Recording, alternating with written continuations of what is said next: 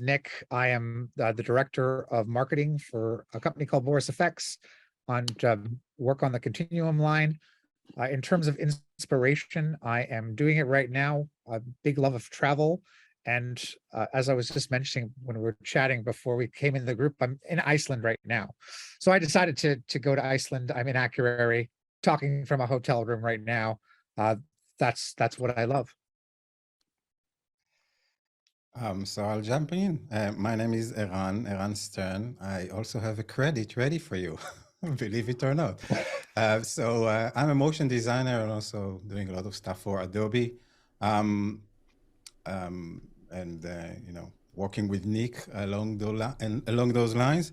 I'm based in London, and I'm just living on the edge of geekiness and coolness, I guess, if I need to define myself in one line.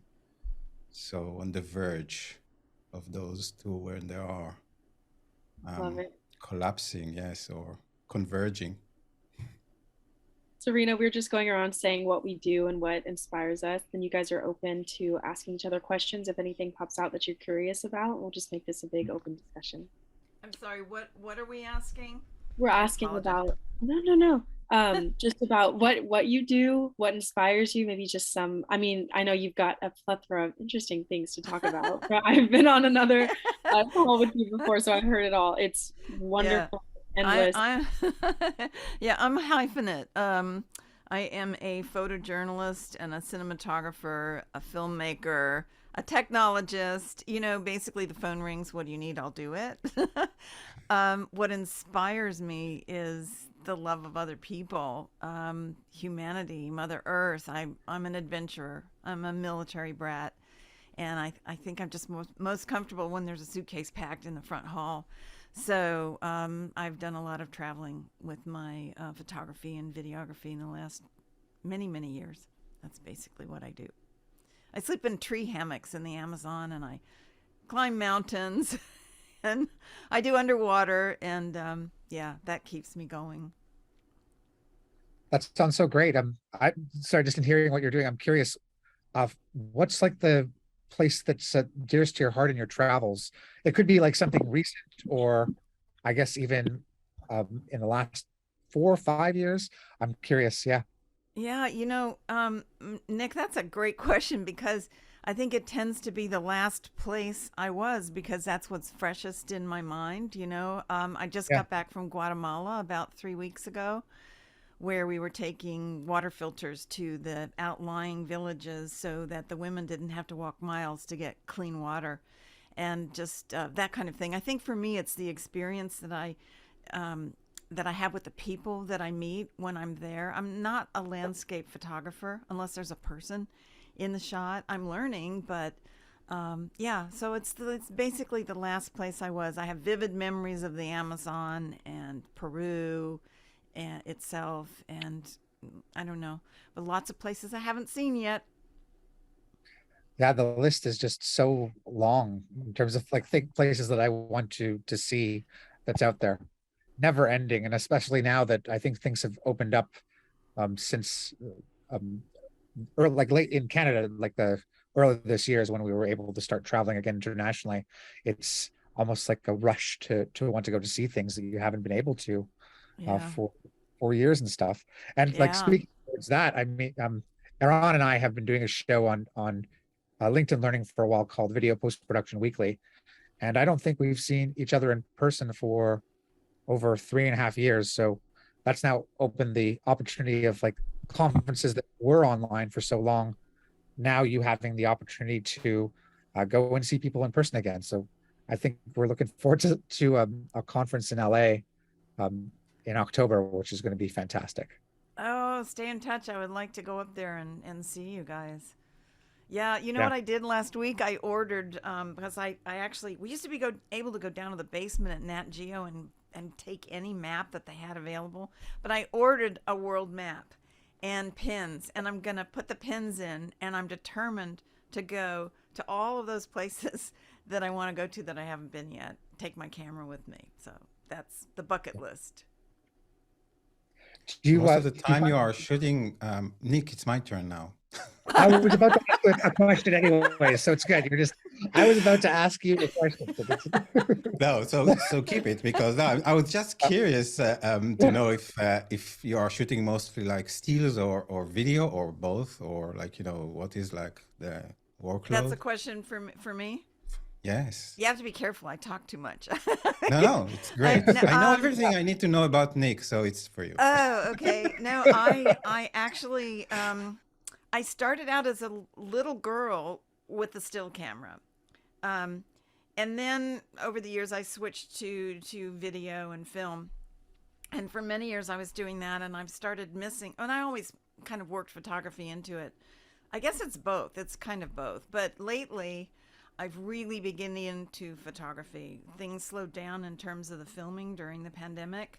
So I carried my camera around, and that's what I'm just loving it. It's a lot easier than carrying around all the video gear, the Pelican cases and filling up your car, or having to pay extra dredge, what do you call it, dredge for when you fly. So yeah, photography. Wow, that's amazing. I mean, I think it's like one of the first time that I can recall hearing someone that actually started from video and then moved to stills. Oh no, I started Most from people- stills. My Okay, parents, right. parents. So you are like most of us, Yeah. right? Just want to Yeah. make sure. Yeah, sorry. My dog is protecting me from probably the mailman or the Amazon Bring man him that in. wants to kill me. Yeah. She's a rescue, and I'm training her. I apologize. She's something else. I love her dearly, but she's very loud. And we're all working out of our homes now, right? Yeah, this is a proof that we are alive. Yeah. So, Nick, I have seen you over the years at NAB with all of our mutual friends, our technology friends. I'm a minor partner in Lumberjack, and with Philip and yes. Greg. And yeah, so we've Yeah. met each other. We've passed each other for sure at a Yes, few we different have. conferences. and We stuff. have. Yeah. And it's nice to meet you, Eran. Same here. We should be getting Weerada in here soon, which is amazing. She has so much info to share about herself. But maybe we could start with, I know we've gotten into the travels of Cirina and stuff. Eran, I want to hear more about you. I'd love to know more, like deeply into your career, where you started and how you got to where you are now. I actually started working in a newspaper. I was a designer for one of the main magazines where I used to live, and I did it for 4 years. So coming from the print industry, I was a CMYK guy for a long time, and then realized that I need to move to the additive light mode. And for those of you who don't know what I'm talking about, I'm just going to say that I figure out that for me personally, there wasn't any special or specific things to discover in the printing technology, I would say. So I thought that I was reaching like a glass ceiling, and I moved to video when it was in a very early days, and started my way working for Apple 2 years when Steve Jobs was still alive and very kicking, and then moved from a couple of other companies, reaching out to Autodesk, where I spent additional 10 years. And this is where I found out about all the high, I would say high quality, high tech, like the top of the line, the bleeding edge stuff of visual effects. Magnetized myself to this niche inside a niche, and work with clients doing commercial and feeling a little bit like a slave, because they are paying a lot of money and they are expecting you to do whatever they want in very, very strange hours. And after doing this for a while, I opened up my own company, started my own business, and moved to what I'm doing right now, which is less of a client, more work, and more of a training and teaching. And this is in a nutshell. And of course, I can speak more about myself, but it's so boring to hear me telling my life story, which is just the keyframes of my life. Very, very boring. But hopefully this is like, answering the question elaborately. No, not boring at all. Not boring at all. I love that. I loved hearing all that history with Apple. How interesting. No, I would like to welcome Weerada. Thank you so much for being able to join us. There was a miscommunication on our end. She found out about the panel an hour ago, and she's able to get herself in here so fast. Do you want to tell us more? I just had asked Eran about his career, where it started, where he is now, and kind of all those in between moments. No, brilliant. Well, nice to meet all of you. So I'm Weerada. I'm the founder and CEO of a company called FilmDo.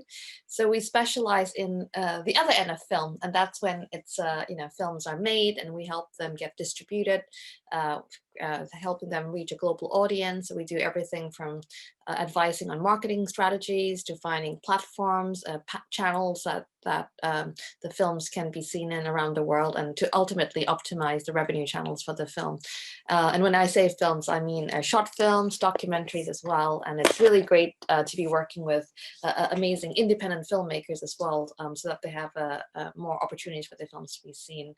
But me, myself, I'm very much interested in producing. So starting to go down the route for international co-production as well. So hopefully in the future, we'll be able to get involved earlier in the film production cycle as well. So that's my company. You might be able to see the logo on the back, but yeah, brilliant. Wonderful, really wonderful. Cirina, does that connect with you at all in your history with Sundance and independent film? Oh, absolutely. I just love filmmakers. I just think we are a unique breed, and I love that you're helping filmmakers. It's so important because people, especially nowadays, because distribution and the way you sell your films is all changing, and people need a highway to travel on. When we first started Sundance, what we wanted to do was build a bridge between the regional filmmakers and Hollywood. Mm-hmm. And over the years, obviously, it worked, but things have changed. The whole festival scene is different now. There are other alternative ways of selling your movies. There are alternative ways of getting people to see your movies. And I love what FilmDo is doing.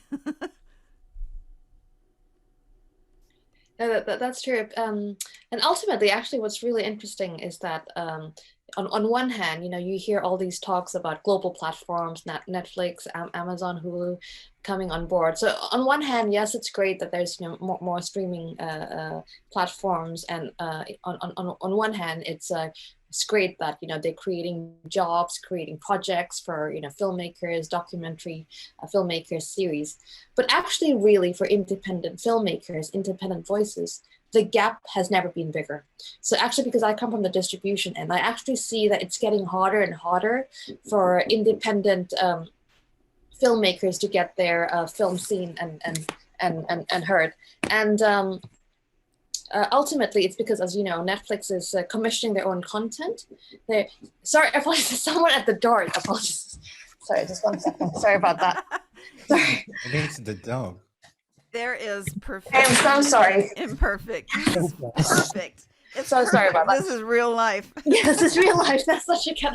Sorry about that. So I was about to say that actually, on one hand, people think streaming is here, but actually these streaming platforms, they're picking up less and less independent project. And as you know, if you're part of Sundance, yes, they do get picked up, but actually I think they may only pick up 20 or 30 independent films a whole. And there's more independent films getting made around the world every year, but it's just getting harder to find these films. You might have seen Amazon just stop accepting unsolicited submissions, for example, on Amazon Prime for documentaries, for features, for shorts. So where do these films go? So actually, never before has the gap been so wide, and we still, as an industry, have to come together to really find a home and solution, because it's not just independent films, it's stories, it's voices. Where do these underrepresented stories get seen and reach the audience that deserve? And we have a responsibility to help first-time director, female director, LGBT director, stories from different ethnicity, different cultures. And it's so important that we continue to have a place that these stories can reach their audience and be seen. Yeah. Beautiful, really great stuff. Nick, I want to hear from you. It's been a minute. You have a similar, so you and Eran seem to get along. Do you want to talk about your history? And I know you worked with Apple and Adobe and are an editor, right? If I'm getting all that correct. Yeah, Um, I can tell you a bit of my history and then how Eran and I met ages and ages ago at a conference somewhere. But my history in terms of post-production uh, started with Apple. I right after I worked for a film company shortly after university in Vancouver for 2.5 years, primarily reading scripts at the time. I'd moved back to Toronto um, and was producing these branding activation videos for corporate clientele. And at that time, I started to also get certified in pro apps within the Apple ecosystem. So I got certified in Final Cut 4, and that led to a training certification in an app at that time that was gaining some steam, and it's kind of dropped off the face of the earth now, called Apple Motion. And I went for a certification under an instructor by the name of Mark Spencer. I passed this training certification somehow, and I ended up writing a book in that app. So that was kind of like my foray into training. And while that's still wearing a hat primarily in post-production, and around 2010, I got the opportunity to put together a Johnny Cash documentary. So it was the untold story of Johnny Cash from his manager's perspective. So his manager's son, his name was Jonathan Holliff. After his father died, he found a storage locker of recorded conversations between Saul Holliff and Johnny Cash that Johnny Cash didn't know about. And we took all of these recorded conversations and did some photo tricks with them to tell the story and put it together. So it's called My Father and the Man in Black, and it took up a good 1.5 years of my life at the time. And that was sort of my experience into that creative process. Eventually, as a trainer just in Canada, one thing that I excel in is trying to learn off other people. So I made myself go to conferences. It's something that I absolutely love and enjoy. And it led me to a conference called the Editors Retreat, which is put on by a company called Future Media Concepts. I got to meet the editor at the time. I can't believe I'm forgetting his name, but it'll come to me a little bit later, but he was awesome. And that just led me to another conference, and that eventually led me to meeting Eran. And I had already known of him from hearing his voice, and he did a tutorial. I can't even remember the year. Eran, when did you do a tutorial for Digital Juice? Wow, Digital Juice. I'm going to say 2012, probably, maybe even before. Yeah, so I had heard your voice at the time when you were doing some tutorials. So I'd already known of you. So it was just such a pleasure to meet you in person. And eventually we ended up doing a few presentations together through LinkedIn Learning, which was fantastic. wow, very fun. Yeah. I'd like to know, can you tell everybody when you're talking next? I want to make sure I can try to see your talks. Yeah, I'm talking just once today at 9:30. It's 5:30 today, 5:30 to 6. I actually cut down on the amount of talks that I had, I just decided to, I'm in Iceland right now. Oh, wow. So you might have not heard this, but I'm in Oh my gosh. Akureyri. Yeah. I decided to do, I've been driving for the last two days, 3 days around the Ring Road, and been just taking photographs. And funny enough, I know you were talking about photography earlier, but I don't like to show too much of my photographs, like the high-res ones that I do, as I'm trying to actually keep it separate from the training content that I put together. I'll make mention of it, but it's something that's kind of very dear to my heart, some of these photographs. And it's weird, I think, when we talk about creativity, to have something that you're not necessarily trying to sell, to me, it just makes I'm inspired to do it. And from it, I collect tons of ideas. So today, a few days ago, I got to see one of the, I've seen so much stuff, so I'm trying to remember, one of the glaciers, which was very, very cool, off of the Ring Road. And I've been doing that for the last couple of days. Yeah. We're talking about that at 5 o'clock today. We're going to talk about the seeing eye, and about part of it is why we show what we show. Yeah. Yeah, and I want to talk to you offline because I want to go to the northwest corner, the very, very tippy top of Iceland in September. I kept my ticket for later. Yeah. So, yeah. That's why I was just like, I'm just going to use this ticket up because Yeah. when's the next time that I'm going to go? And Yes. I had a little bit of a down period. But yeah, I will give you a few different locations to go to. This is the second time that I've actually been to Akureyri. The last time was in 2017, where I did a 3-week trip trying to capture the Northern Lights. And I was recommended the second time that I went to go further up north for the fact that there's less cloud coverage than closer to Reykjavik and Vik because of the way the microclimate works around the island, and was successful. That was I think, first time that I saw it here. So when you do something like that, does your creativity just explode? Does it just like get you all excited about what you're seeing and what you're recording, or what's your process? Maybe I'm a bit of a cheerleader with creativity. I don't know. I get excited. Yeah, travel is definitely something that opens up my gateways for creativity, like seeing new things. And I wouldn't say your entire trip is filled with creativity, but I like to call it the moment. And this moment is when, like, you're in your present state, you're just taking in everything that's around you, and there is no future and there is no past. And I had one yesterday, which was at the glacier. It was just hearing the sounds of the glacier at the time, and it was 2-3 minutes, just me, my breath, and just being all around. There weren't a lot of tourists, and that just gave me like a ton of ideas. So that's like one thing that I definitely feel myself from creativity. The other thing that I do is write, more write than show the writing as of this moment, as Jay might attest to, but because I'm working on a book. But the free write that I do is more of a way to connect ideas, and something that I've shared with Eran through one of the courses that we did on LinkedIn Learning. And I think that you do something similar, where you give yourself permission to write without the need to edit. And from that, you basically be able to pull out keywords that you can apply to certain concepts.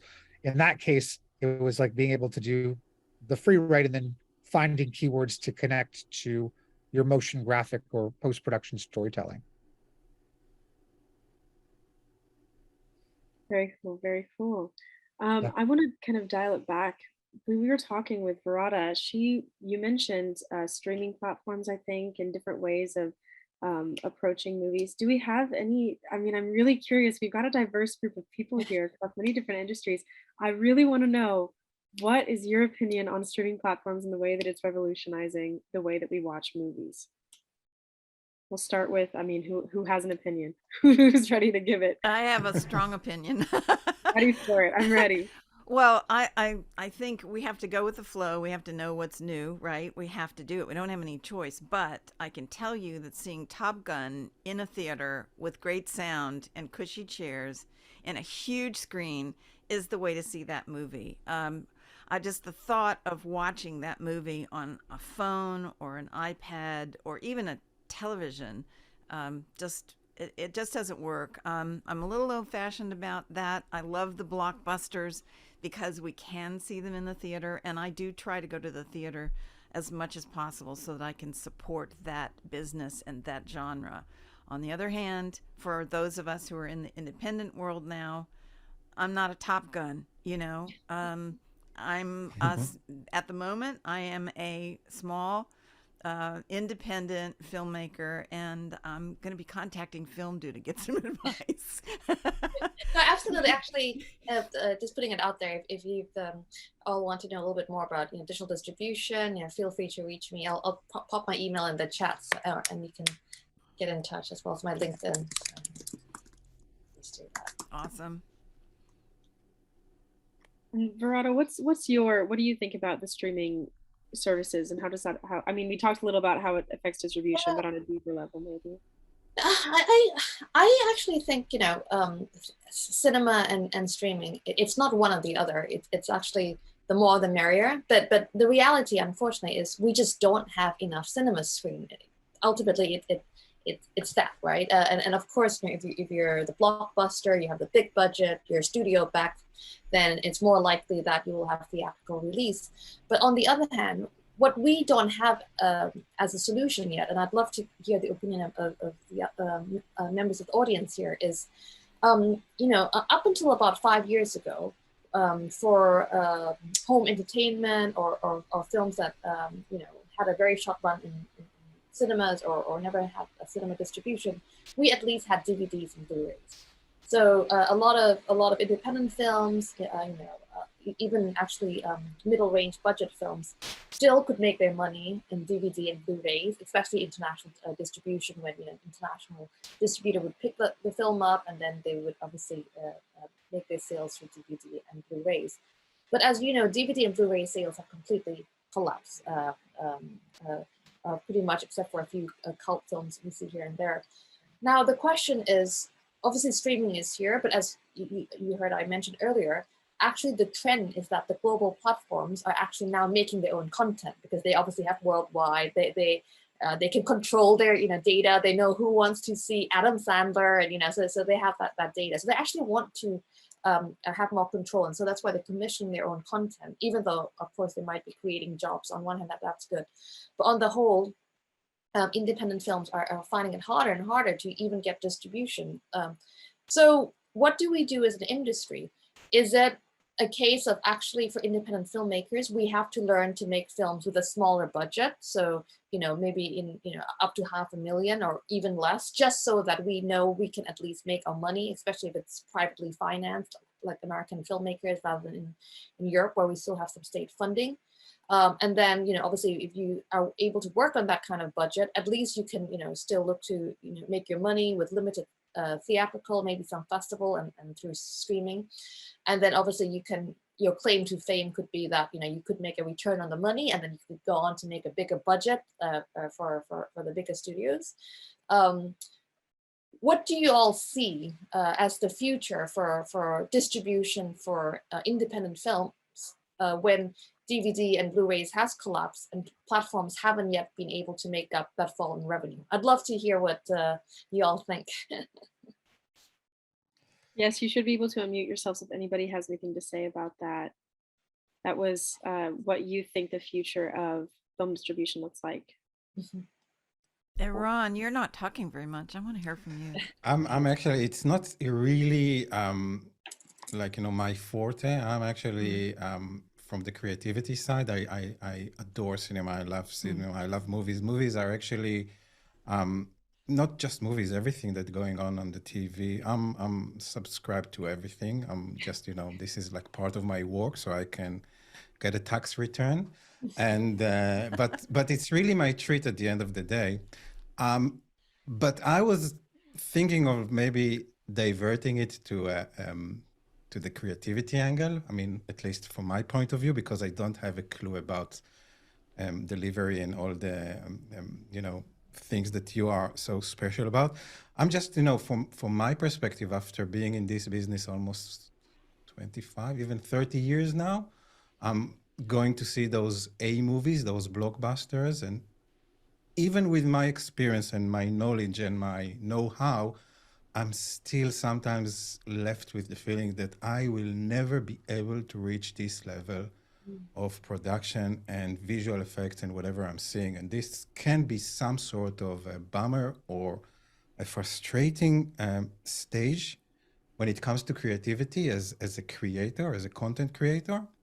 So sometimes I need to just remind myself that these movies are an effort of so many people. But at the same time, from time to time, there will be something which is breaking this scheme. For example, anytime, I keep messing the name of the movie. Nick, please help me. Anytime, everywhere, all at once, or something along those lines. Everything, everywhere, all at Yes. once. Is that it? Yeah. Okay. Yeah. So I'm not sure if you've seen it or not, but this is just an example of how 5 people or maybe 6 people can do something which is equal to the Marvel level or the Disney Plus level from their home using just desktop software And when I'm seeing something like this, along with a very is just an overstatement, it's just a brilliant storytelling. I'm just, I'm getting like a vibe of aspiration and good vibes, and suddenly feel myself that I'm like in the correct story. So this is like, my 2 pennies, not 2 cents, because I'm from the UK, but you know what I mean. I guess we have to think about what motivates us.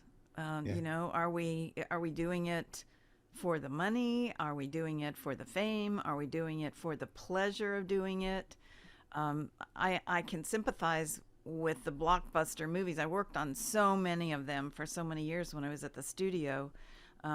But I can tell you that I get just as much pleasure out of working on the small ones. And I think about movies like Coda that won an Academy Award.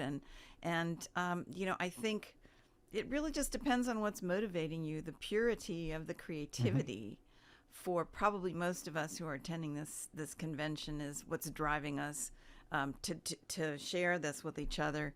And there are times when I miss it. I miss the money and the power and the being able to make whatever you wanted to make with your budget's $200 million a year. Go for it. But there's something really exciting about getting the shot. And there's something really exciting about seeing a movie that somebody worked for so many years, and here it is, and it's absolutely just beautiful, and it moved you. It hits you emotionally. For me, that's what it's really all about. Amazing. That's so great. I know, Jay, I saw you raise your hand a little earlier. I think it was about film distribution a little bit, but you can also touch on some of what Cirina's just said about the creative process and what do we prioritize. Well, I think film distribution is so difficult because the landscape keeps changing. It's kind of like trying to figure out the Google algorithm for ads. They keep changing the algorithm, so you constantly have to stay on top of it. And COVID changed the way we watch content. It changed the way we feel about big blockbusters. It opened the door for people at home to say, I can go to the theater or not go to the theater. And, I mean, the cost of going to the theater from a family perspective, you're dropping $50, $60. I mean, if you have your wife and 2 kids and you go to the theater, it's expensive, and everything's going up with inflation and everything, these type of things. So going to the theater is a substantial portion of your budget for a family of 4, right? I mean, our food bill is like $400 a week right now for me and my teenage kids. So it's very practical, right? From a family perspective. And when you're paying a certain amount per streaming, you go, we're already paying for it. Let's just wait and watch it on there. As far as the independent scene goes, I'm animation motion graphics, and so I know plenty of animators who nobody knows their name, right? But Bill Plimpton and some of those independent animators that have been at the festivals, but unless you study animation, you might not know who they are. And to y'all's point, there are going to be films that just rise to the top.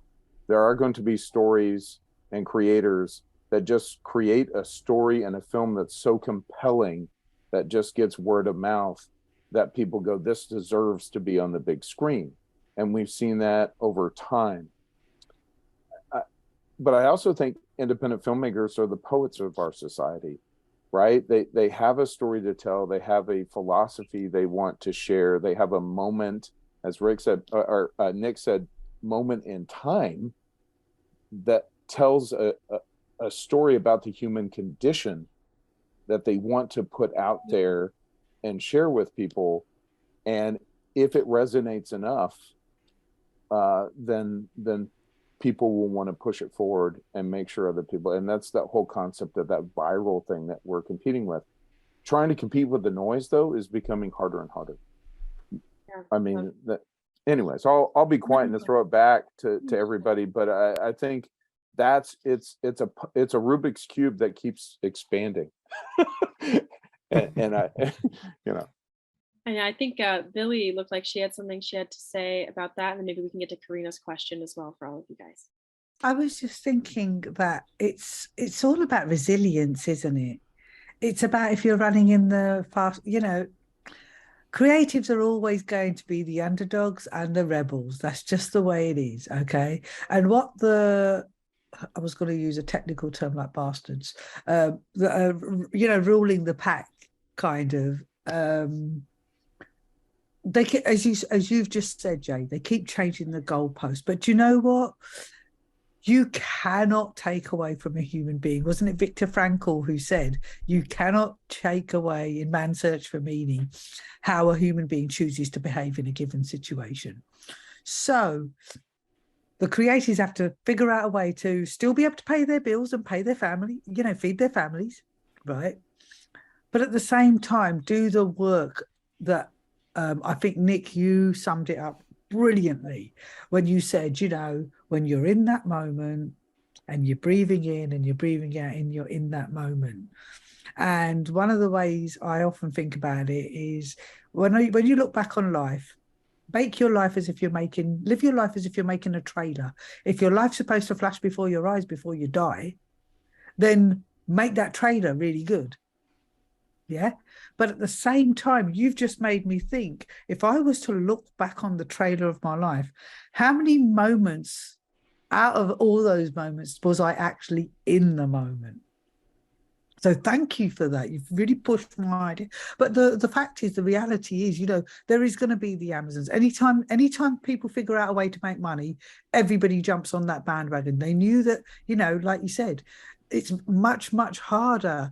What's really funny about the Maverick film, which, I'm really into that. That's what I study. I study Mavericks, okay? And my company's called Maverick Wisdom. And I went to watch, when the movie came out, went to the preview, and I said, it's right. But the thing is, that movie did really well because it disrupted the system again. It turned around and said, no, I'm not going to go straight to streaming. I'm going to do it this way, yeah? And now, all of a sudden, big organizations and big corporations are saying, oh no, we're going to go only to theatre. So but what are they chasing? They're not chasing being the underdog and the maverick. They're actually chasing the money. Whereas artists and creatives, if we did this for the money, the phrase poor artist wouldn't exist. That's all I wanted to say. So just keep doing what you're doing, and you're spot on about it. Should be the motivation that drives you, but just you navigate your path where you can still, feed your family. Having said that, I think having financial discipline is not a bad thing. So, actually, during the pandemic, what we've seen is obviously films have had smaller production budgets to work with. And, our funding was harder to come by, both private funding and state funding. But I attended a really interesting talk at Cannes Film Festival with the XYZ Film, which you all know is a major film production company. And they were actually saying that because they had smaller budgets to work with, what really surprised them was actually how much more financial discipline they got in terms of what they could really do. And it really forced them to really work, more with the resources they have. And actually, in the end, it helped them produce better film. So I think in a way, I think that is a skill. I think that, creatives or, business alike is something we can do. So, for example, at the moment, I'm helping to produce a film right now, and we're looking at a story taking place in Germany. But Germany didn't really play a big aspect in the film. But obviously with the kind of backdrop happening in Russia right now. So for example, as a producer, I was suggesting that why don't we make the baddies Russian instead? Because actually, that from a production point of view, you can then attract more financing right now, right? But I think in a few years ago, they would have gone ahead, made the baddies in Germany because they thought it would be good to shop there, but it didn't really play a central role. So I think actually we should turn this into an opportunity. Even with smaller budgets, financial discipline, being more creative within your budget, it's a really great skill that we could all learn to help us make better films. That is ultimately force us also to think of more creative ways to directly reach audience now as well, online and offline. Yeah. I think you're right. The constraints really help. I remember when I interviewed somebody, they said, look what happened when Twitter turned around and said you only had 130 characters. People had to become creative, and it really always stood with me. So yeah, you're completely right. But that still doesn't take away you are David fighting Goliath. That's great. Let's maybe get to Karina's question from a little bit ago. Do you think there is an increasing demand for social impact entertainment, and any advice for people making activist films with the main goal of making a difference and not just money? And Karina, I think that was right after you were speaking, if you have anything to say on that.